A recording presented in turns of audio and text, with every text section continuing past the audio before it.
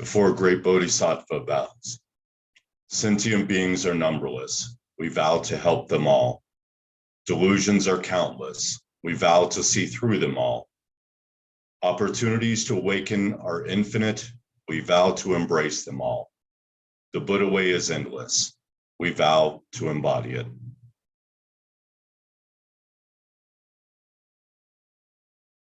And we'll begin, as always, with 15 minutes of silent meditation.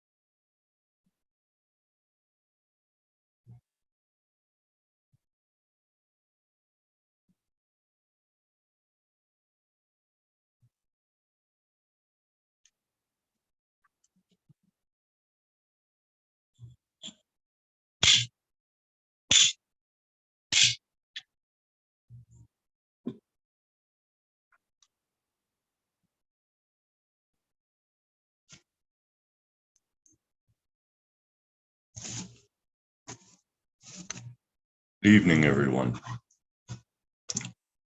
Our Gatha on opening the sutras.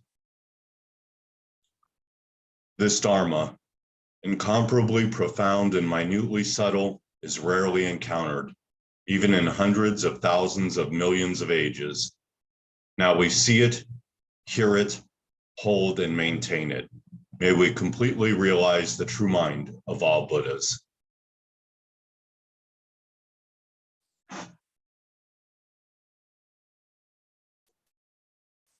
So we'll begin by hearing again a little bit about our intrepid Dharma warrior Sid on his endless journey to enlightenment.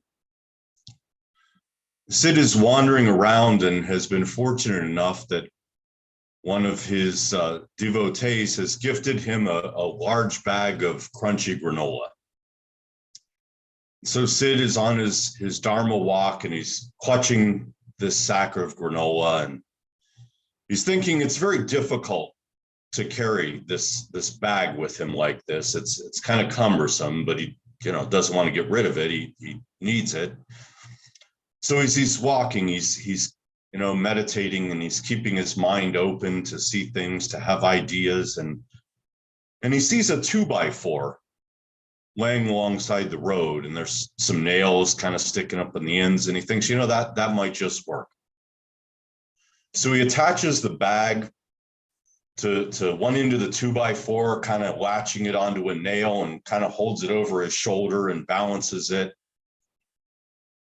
And he's walking, but it's still kind of cumbersome. It's not as easy. And so he thinks, I need a counterbalance for this. So he keeps his eyes open and he keeps looking, and he finds a plastic grocery sack by the side of the road. And perfect.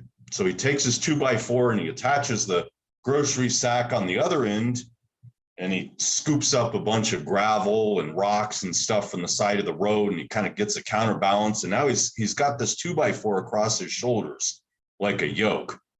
He's got a good balance going. And so that makes it a little easier, but he's walking, and it's tipping a little bit, and the grocery sack is tearing and some gravel's falling out. And so he keeps stopping to refill the gravel to keep the weight right. And finally, a kindly woman notices him walking by and says, there's a couple of metal pails right over here, and maybe if you use the pails instead of the sacks, they wouldn't give you so much trouble. And well, that's an even better idea. So Sid goes over and he kind of hangs a pail on each end of his 2x4, kind of bends the nails over him, and then he puts the granola on one side and his rocks on the other, and he's got his balance.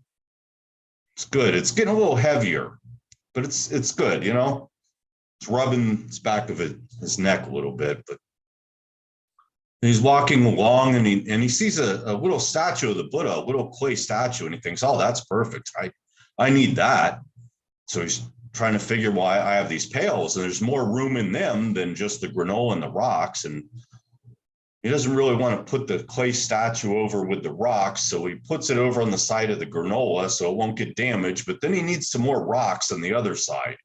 So he kind of evens himself out again and keeps walking, and he's just trudging along with his yoke over his shoulders, hanging on to all this stuff. And, it's balanced, but it's getting pretty heavy, and he might have a splinter in the back of his neck by now. So I think you get where we're going here. We will fill up both of the pails, and then maybe we'll hang some streamers off the 2x4 and tie some things off to the streamers. We talk about upadana, grasping, which is the leading to becoming. It's the attachment. It's the fuel that the fires of our attachment burn on. And we talk a lot in Zen and Buddhism about attachment as a cause of suffering, as a root of greed, of clinging. But we always talk about it in reference to what we're losing. We talk about it in reference to old age, sickness, and death. We're attached to our youth. We're attached to our health. We're attached to our well-being. As many of us in the Sangha know pretty directly lately, the health thing is fleeting away from many. We're attached to our loved ones, our jobs, our homes. We're attached to all our future plans that, we're going to retire and our home's going to be paid off and we're just going to go fishing and meditate and everything's going to be cool someday. And so we always talk about these things, but there's a part of attachment that we often forget. And it's interesting that we don't talk about this much because it was so important in traditional Buddhism that in the Dhammapada, the very first section, which is often translated as pairs, it's the contrasts, The very first section of the Dhammapada, on the third stanza, he abused me, he struck me, he overpowered me, he robbed me. Those who harbor such thoughts do not still their hatred. We don't talk about that attachment a whole lot. That leads to a whole lot of suffering. That's the fuel that keeps a whole lot of fires burning, because we really do cling to that. You know, when you're a child and you fall down in the playground, at least the playgrounds we had when we were kids, they weren't padded with rubber rocks and things. You know, you went and showed that off. You know, hey, look at this. I got 17 stitches in my arm falling off the jungle gym onto the gravel. Or you wrecked your dirt bike, you showed that off. Or you broke your wrist or your elbow and you had the cast, and that was a badge of honor. You showed off the scars, and you showed, you know, everybody signed the cast, and you really showed that off when you were a kid. But as adults, we really keep showing that off. We just change how we show it off. It's my anger. I have a right to it. You hurt me. That person over there insulted me. It's mine. I'm right. I have a right to be angry. I have a right to be hurt. I have a right to be insulted. I'm bitter. We really hang on to that. We cling to it. We become it. We allow it to become us. That's a serious attachment. That's the attachment that leads to wars. That's the attachment that leads to shooting. That's the attachment that takes some of the most beautiful people we know and turns them angry and bitter, even if they're not attached to youth or health. It's all those slights, those perceived little insults. The guy that cut me off at the corner, the coworker that dumped something on my desk 6 months ago, and I still hate him about it. Those are the things that fuel the fire more than anything else. And we think we have a right to them. We think we're justified in them.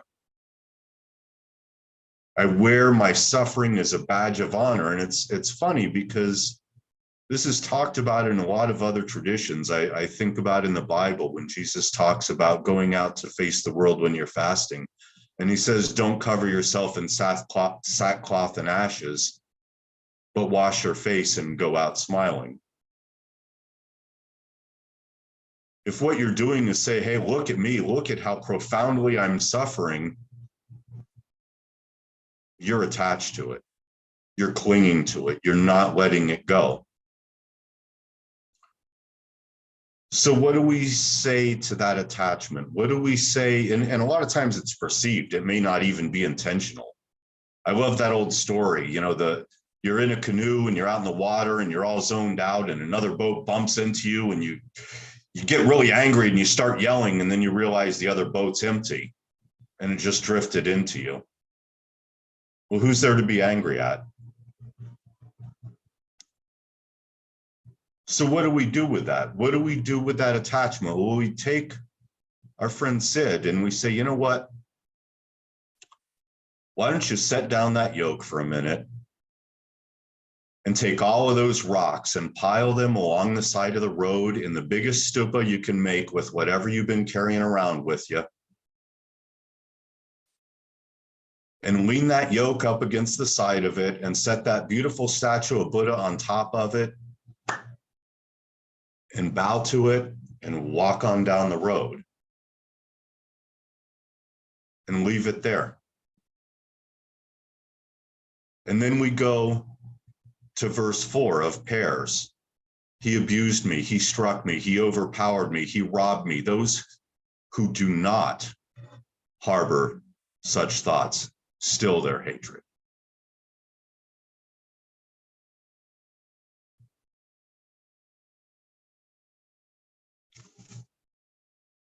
And we'll return to our silent meditation.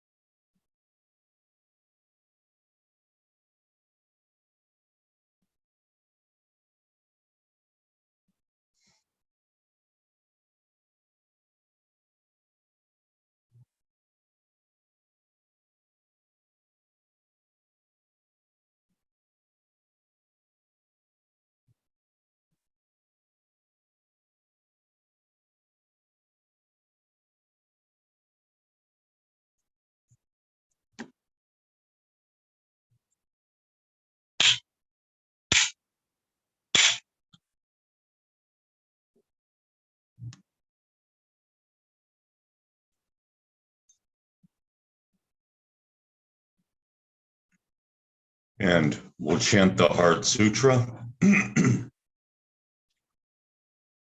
Mahaprajna Paramita Hridaya Sutra Avalokiteshvara Bodhisattva, when practicing deeply the Prajna Paramita, perceives that all five skandhas are empty and is safe from all suffering and distress. Shariputra, form does not differ from emptiness. Emptiness does not differ from form. That which is form is emptiness. That which is emptiness form.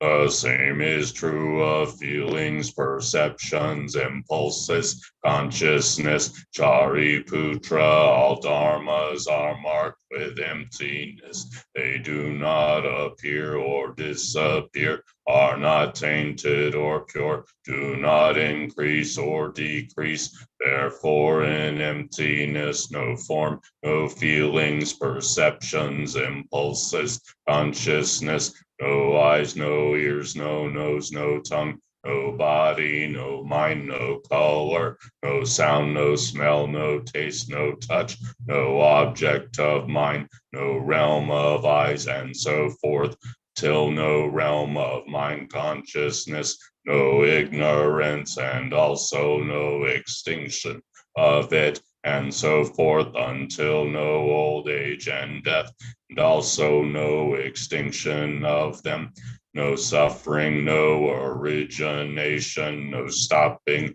no path, no cognition, also no attainment, with nothing to attain. The Bodhisattva depends on Prajna Paramita, and the mind is no hindrance. Without any hindrance, no fears exist. Far apart from every perverted view, one dwells in nirvana. In the three worlds, all Buddhas depend.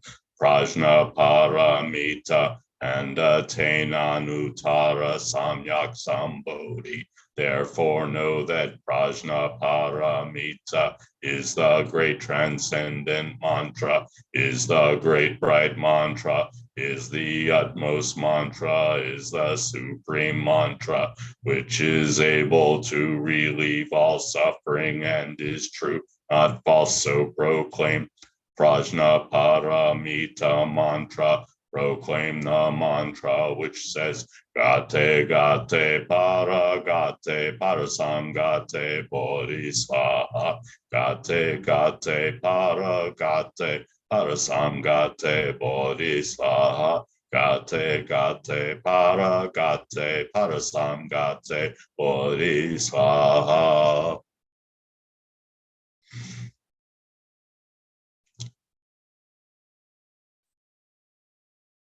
I'll do our dedication of merit.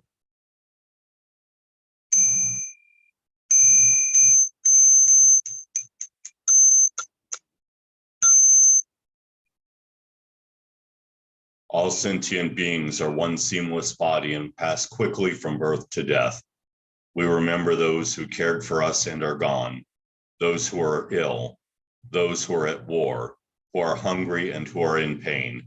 May they heal and have peace. We especially dedicate our service to all those in our society who are victims of our fascination with violence and revenge and guns. Amy and the Salas family. Anyone else you would like to add?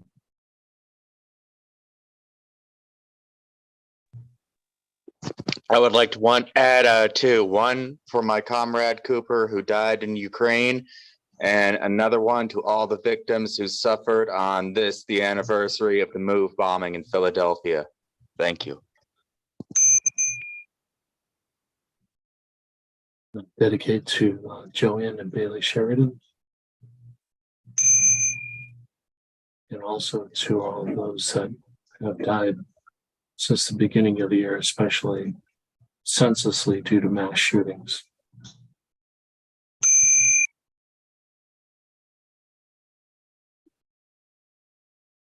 Anyone else? All beings in the 10 directions subject to the greed, hatred, and delusions of themselves and others.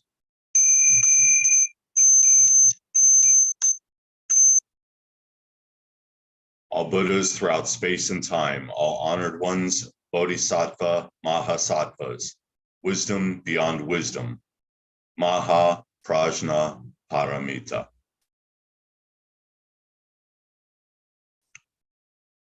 And our faith and practice.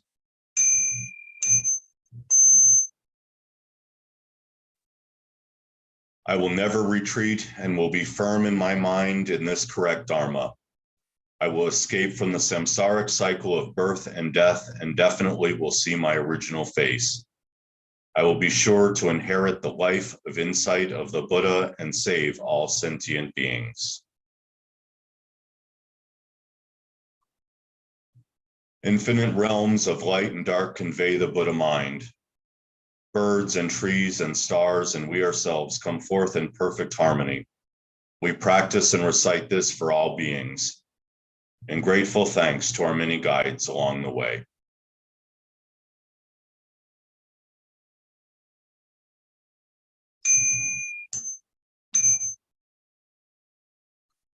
Life and death are of supreme importance. Time passes swiftly by and opportunities to awaken are easily lost. Strive to realize your true nature. Do not squander your time by night or day.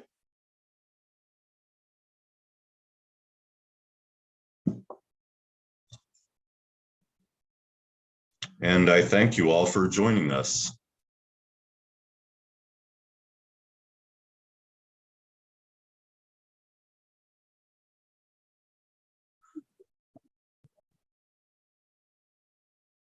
Did you want to stop the live stream or? I'm giving it a shot. I am co-host and it's not seeming to want to let me. So we may just have to.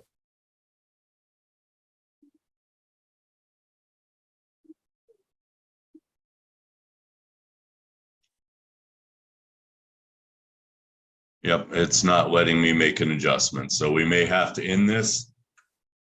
Thank you, friends, for joining, and I hope it is a wonderful week and blessings to you all. And we'll see you next week. Good talking, I'm down. Thank you. We could talk some other time about it. Melinda, great to see you. Yeah. All right, looking forward to your poetry. Thank you.